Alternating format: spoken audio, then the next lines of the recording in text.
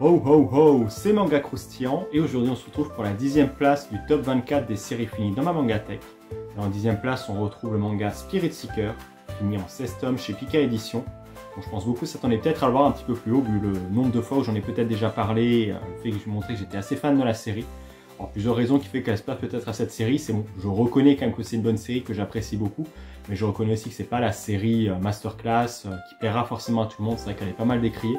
Après, de mon côté, elle a quand même un affect assez particulier, notamment, bon, on peut voir par exemple au niveau des dessins ici déjà, je prends un peu quelques planches, qui racontent l'histoire de Yoma Kunato qu'on voit ici, qui est un peu un chasseur d'esprits qui chasse les Tsukumogami, qui sont en gros des esprits ayant pris possession de vieux objets. On a par exemple des ombrelles, un miroir, un vieux katana, une chemise aussi, ça peut être des choses comme ça par exemple, enfin vraiment des objets, ça peut être des objets du quotidien, mais des objets assez vieux, et qui va vivre avec la fille qu'on voit ici qui s'appelle Botan Nagatsuki, qui vit avec une famille de 6 Tsukumogami. Donc Yoma, qui déteste un peu ses esprits parce qu'ils ont tué son frère et sa sœur, va devoir vivre avec Botan sous ordre de son grand-père pour essayer de prouver qu'il peut être un chasseur d'esprits quand même net, net, et qui peut gérer ses émotions pour chasser les esprits et ne pas forcément trop foncer dans le tas pour les tuer directement ou les renvoyer dans leur monde.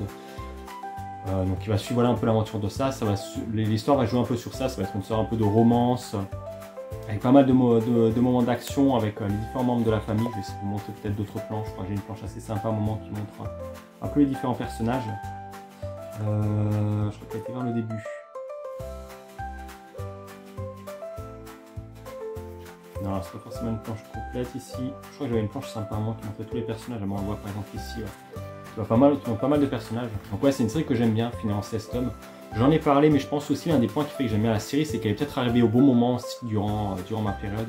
Je l'avais découvert pendant un moment déjà, les couvertures me faisaient de l'œil. Elles étaient assez, je trouve, assez sympas. Elles ont un petit style un peu mystique, esprit, on voit avec les effets noirs un peu qu'on voit par là. Et je pense que oui, la série est arrivée au moment où je cherchais un petit peu plus des séries, plus creuser un petit peu l'univers des séries. La série où on serait rentrer un peu dans ce code-là, avec un peu pas mal de lore un peu lié aux esprits, même à l'univers en général. On a par exemple l'histoire des esprits, mais c'est de voir un peu les liens qu'il peut y avoir entre eux, la géopolitique qu'il peut y avoir, même si c'est pas forcément trop décrit dedans, mais la géopolitique, les différents clans de chasseurs de Tsukumogami, par exemple on fait partie Yoma, Mikunato, mais encore d'autres familles qu'on découvrira au fil des tomes, qui ont des importances, des particularités aussi qui peuvent être liées ou liées de près ou de loin à Botan, qui est un petit truc aussi assez particulier, notamment la concernant et tout l'aspect qu'elle voit. Autre point, on peut peut-être voir un petit peu ici, par exemple là, avec des dessins je trouve assez sympas qui montrent des nuances de noir assez sympas qu'on peut voir un peu au fil des pages. Il y a une autre page, je crois que j'avais bien aimé un moment, qui montrait un peu l'aspect, même si c'est pas non plus, ici avec une histoire, le miroir révélateur de montre.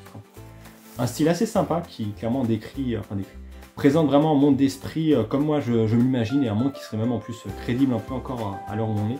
Alors oui, c'est pas forcément la série masterclass, notamment aussi par l'animé qui est un peu assez mal réalisé, qui se limite un peu au strict minimum et pas trop de budget dedans. Mais c'est une série que moi j'aime beaucoup, j'en ai déjà parlé, et qui m'a permis aussi au fil de la lecture, parce que c'est une série que j'ai revue plusieurs fois, m'a permis de comprendre un peu des choses et peut-être même un peu mieux analyser par rapport à d'autres personnes qui liraient juste la série une fois. Il y avait les messages cachés qu'on peut y retrouver et les liens qu'on peut avoir avec le caractère des personnages, notamment Yoma qui peut paraître un peu froid au premier abord, et pourtant ça peut cacher des choses, notamment avec déjà son frère et sa sœur qui ont été tués, donc ça montre déjà un peu une fragilité passée qui le bloque un petit peu et qui le montre de manière renfrognée. Je sais pas si on a peut-être une page un peu à un moment où on le voit un peu. Il n'est pas forcément toujours très souriant. On peut voir par exemple ici, il n'est pas forcément toujours très souriant, il a souvent un regard un peu froid comme ça, limite accusateur qui fait peur un peu aux gens. Et voilà, on découvrira un peu au fil des tomes pourquoi est-ce qu'il a ce regard. Il va essayer de s'assagir, de sourire un petit peu aussi aux autres, voir que les Tsukumogami, ils ne sont pas forcément tous méchants.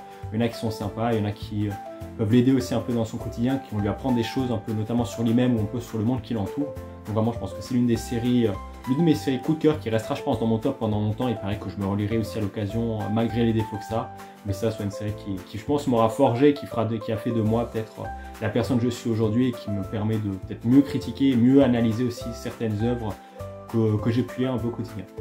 Donc voilà, en 10e position, le Spirit Seeker. Est-ce que vous avez la série? Et sinon, c'est quoi votre top 24 à vous?